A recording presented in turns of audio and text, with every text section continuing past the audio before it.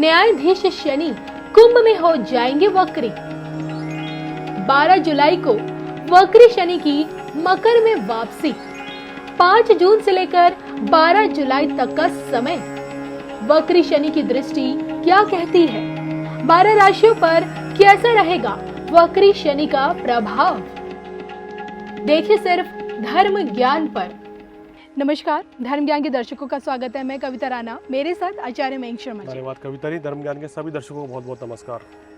29 अप्रैल से कर्म फलदाता न्यायाधीश शनिदेव राशि परिवर्तन कर चुके थे, मकर से कुंभ में प्रवेश कर चुके थे और कुंभ में अब देखिए 5 जून को वक्री हो जाएंगे और 12 जुलाई तक कुंभ में वक्री ही रहेंगे।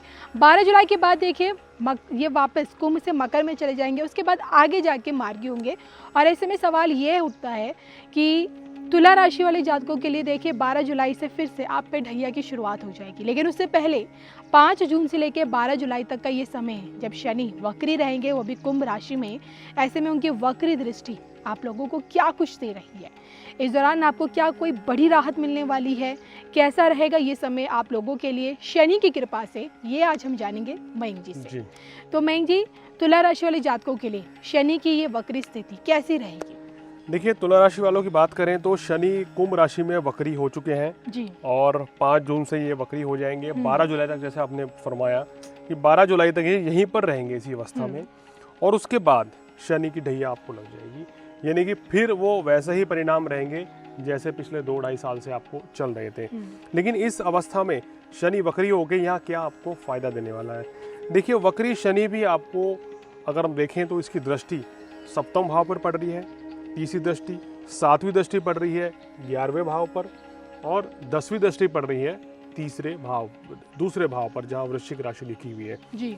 तो शनि के बारे में ये कहा गया है कि तुला लगन में शनि या तुला राशि में सबसे बढ़िया रिजल्ट देता है। मतलब कि अक्सर ये देखा गया है कि तुला राशि वालों को शनि की ढैया, शनि की 7.5 हो या शनि की महादशा आ जाए तो वो और राशियों के मुकाबले बड़ा शुभ परिणाम देती है। उसका कारण ये है कि तुला लगन में, तुला राशि में शनि चतुर्थेश और पंचमेश होते हैं। ये 2 कुंडली के सबसे शुभ भावों में से एक होते हैं। जिस तरह से लगन का भाव, नवम भाव, दशम भाव बहुत शुभ माना गया है ज्योतिष में, इसी तरीके से ये भी बिल्कुल चतुर्थ भाव और पंचम भाव को बिल्कुल शुभ स्थान माना गया है। यानी कि इस भाव में अगर शनि आ जाए तो शुभ फल देगा, या इस भाव का कारक होकर कहीं केंद्र में बैठ जाए या लाभ स्थान में या भाग्य में बैठ जाए तो फिर तो कहने ही क्या। तो इसलिए तुला राशि, तुला लगन वालों को शनि की ढैया या 7.5 का उतना नेगेटिव इम्पैक्ट नहीं होता है। चलिए, ये तो आपने बता दिया कि इनके लिए ढैया कैसी, इन पे शनि की वक्री दृष्टि किस तरह से असर करेगी। अब वक्री दृष्टि इनके लिए क्या कहती है, मतलब किन किन भाव पे पड़ रही है? देखिए, शनि की वक्री दृष्टि जो है 29 अप्रैल से ही आपके सप्तम भाव पर पड़ रही है। सप्तम भाव होता है हमारे काम कारोबार का, हमारे जीवन साथी का। तो शनि की तीसरी दृष्टि पड़ते यहाँ आपके और आपके जीवन साथी के बीच कोई तालमेल थोड़ा कम हो जाता है, या जीवन साथी के पास परस्पर संबंधों में कुछ कई बार खटास पैदा हो जाती है, या कुछ ऐसी परिस्थिति बनती है कि वो जाने अनजाने में भी कि आप अपने जीवन साथी को समय ना दे पाए, या जीवन साथी आपको समय नहीं दे पाएगा व्यस्तता के चलते, कुछ भी वजह रहेगी। तो शनि की ये स्थिति जीवन साथी के साथ थोड़ी सी, कहना चाहिए, एक गैप या दूरियां बनाती है। ये आपका बिजनेस पार्टनर का भी है। तो बिजनेस पार्टनर है, हो सकता है कि आपका बिजनेस पार्टनर आपको छोड़ के इस समय चला जाए किसी विवाद को लेके, तो आपके बिजनेस पार्टनर के साथ भी यहाँ विवाद हो सकता है, जो लोग व्यापारी हैं। देखिए, होता क्या है कि जब शनि देव की दशा आ रही हो या ढैया आ रही हो, या शनि अगर चतुर्थ भाव में हो, अष्टम में हो या द्वादश में हो, तो व्यक्ति को क्या करना चाहिए? अपनी तरफ से कोई भी गलत कार्य नहीं करना चाहिए, किसी को नीचा दिखाने के लिए प्रयास नहीं करना चाहिए, या कोई ऐसा काम ना करे कि जिसके करने से उसको नुकसान हो जाएगा और आपको फायदा होगा, तो ऐसे में आपका ही नुकसान हो जाएगा। तो उस चीज़ से तुला राशि वालों को बचना चाहिए। हालांकि शनि की सप्तम दृष्टि बहुत ही बढ़िया पड़ रही है लाभ स्थान पे, आपको ज़बरदस्त धन लाभ होगा, आपकी आर्थिक स्थिति मजबूत रहेगी, काम कारोबार भी अच्छा चलेगा, और सुख समृद्धि के भी ये संकेत दे रहा है। और शनि की 10वीं दृष्टि जो पड़ रही है आपके दूसरे भाव पर है, ये हो गया हमारी वाणी का। तो आपको नाप तोल के बोलना चाहिए, ये तुला राशि वालों के लिए सिद्धांत इस समय रहेगा। यानी कि तोल मोल के बोल, ये अगर आप कहना चाहिए फंडा अपना के चलेंगे तो आपके लिए बहुत ही बेस्ट रहेगा। और वैसे भी तुला राशि वाले देखा है कि बड़ा बैलेंस हर चीज़ लाइफ में लेके चलते हैं, तो उस चीज़ को इनको फॉलो करना चाहिए। तो ये कुछ चीज़ें हैं, थोड़ा सा इनका ध्यान रखना चाहिए। जब तक शनि यहाँ बैठे हैं यानी कि 12 जुलाई तक, तो आपको किसी को पैसा उधार भी नहीं देना चाहिए जी। तो मैं जी, ये तो आपने शनि की दृष्टि के बारे में बता दिया। अब अगर आगे जानने की कोशिश करें तो भाग्य इन लोगों का कितना साथ देने वाला है? देखिए, भाग्य इनका इस समय काफ़ी अच्छा साथ देगा, क्योंकि शनि की दृष्टि जो है एकादश भाव पर बहुत ही शानदार है। तो लाभ भी अच्छा होगा, फ़ायदा भी काफ़ी बढ़िया होगा। भाग्य भी आपका 90% तक आपके साथ रहेगा और कोई भी काम जो है रुकेंगे नहीं, भाग्य के बल पे सभी चीज़ें पूर्ण होंगी।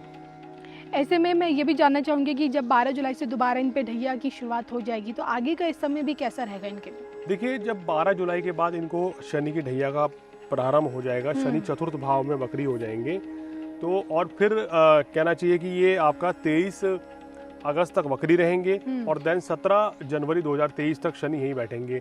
तो यहाँ पे शनि का बैठना जो है इनके काम कारोबार के लिए अच्छा रहेगा, धन लाभ भी मिलेगा, भाग्य भी साथ देगा। लेकिन इनको अपनी सेहत का थोड़ा ध्यान रखना चाहिए। उस समय सेहत संबंधी परेशानी यहाँ शनि देता है। कार्यस्थल पर थोड़ा चुनौतियों का सामना करना पड़ सकता है और इनको थोड़ा सा मानसिक तनाव रहेगा, थोड़ा क्रोध की अधिकता बढ़ जाएगी चतुर्थ भाव में जब शनि आएंगे। लेकिन सुख साधन भी बढ़ेंगे और मान प्रतिष्ठा भी बढ़ेगी। ऐसे में क्या कुछ उपाय लोगों को करने चाहिए?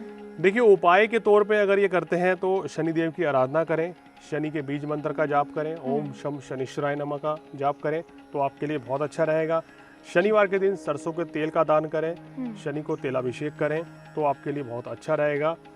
अगर ये जो बात मैं बताने जा रहा हूँ ये हर राशि के ऊपर लागू होगी।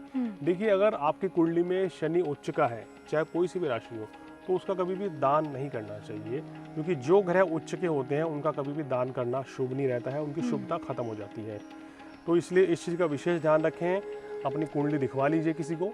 अगर आपकी कुंडली में शनि उच्च का है तो आपको शनि से संबंधित मंत्र का जाप कर सकते हैं, लेकिन शनि का दान कदापि नहीं करना चाहिए। चलिए, तो ये थे मेरा मंशमा जी, जिनसे मैंने जाना कि इस प्रकार से तुला राशि वाले जातकों के लिए शनि की ये जो दृष्टि है ये कैसी बनी रहेगी। जाते जाते मैं जी क्या करना चाहिए, क्या नहीं, सलाह के तौर पर अगर आप इन्हें कुछ बताना चाहें? देखिए, सलाह के तौर पर इनको पूरे वर्ष की ही सलाह दे देते हैं, क्योंकि हमारे बहुत से दर्शक कुछ लंबी प्लानिंग की योजना बना रहे होंगे, तो बता देते हैं कि गलत कार्यों से बचना चाहिए। अगर आप कुछ गलत धंधे से पैसे कमाने की सोच रहे हैं, गलत धंधा कर रहे हैं, तो वो छोड़ दें, वरना तो आप 12 जुलाई के बाद बड़ी मुसीबत में फंस सकते हैं।